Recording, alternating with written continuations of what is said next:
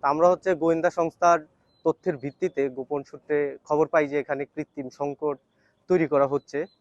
তো আমরা সেই সংকটের অ্যানালাইসিস করতে যে আমরা আসলাম, এসে আমরা প্রপার বাউচার পাই নাই, এবং দেখলাম যে পেট্রোল যে ওনারা বিক্রি করতেছে বা মজুত করতেছে এটার প্রপার বা ডকুমেন্ট ওনারা আমাদের দেখাতে পারে নাই।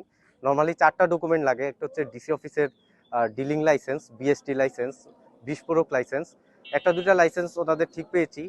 ফায়ার সার্ভিসের লাইসেন্সটা আপডেট পাওয়া যায় নাই, এছাড়া বিএসটি লাইসেন্স পাওয়া যায় নাই।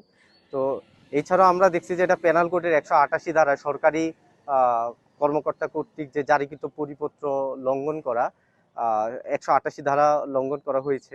একই সাথে এটা ভোক্তা অধিকার সংরক্ষণ আইন অনুযায়ী এটা হচ্ছে লঙ্ঘন করা হয়েছে। তো আমরা কয়েকটা ধারা মিলিয়ে মানে বিজ্ঞ এক্সিকিউটিভ ম্যাজিস্ট্রেট মনে করছেন যে এখানে মানে ওনার মতে উনি হচ্ছে 90,000 টাকা এখানে জরিমানা আরোপ করেছেন এবং সতর্ক করেছেন। ওনাদেরকে বলা হয়েছে ওনাদের যে গ্যাপগুলো আছে সেগুলো যেন উনি অতি সত্বর এটা পূরণ করে ওনারা তারপর তেল বিক্রয় করবেন। ওনাদেরকে অবৈধ বিক্রয়ের জন্য ওনাদেরকে 90,000 টাকা শাস্তি দণ্ড আরোপ করা হয়েছে এবং সতর্ক করা হয়েছে যাতে করে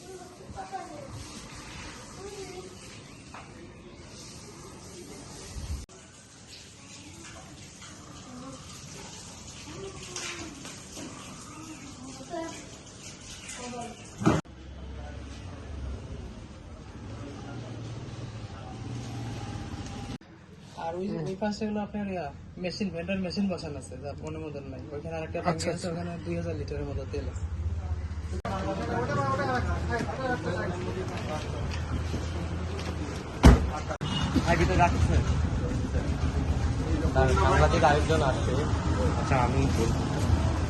আমি ভিডিও নিছি। হ্যাঁ, আচ্ছা আচ্ছা, ঠিক আছে, দিচ্ছি। ওকে ওকে।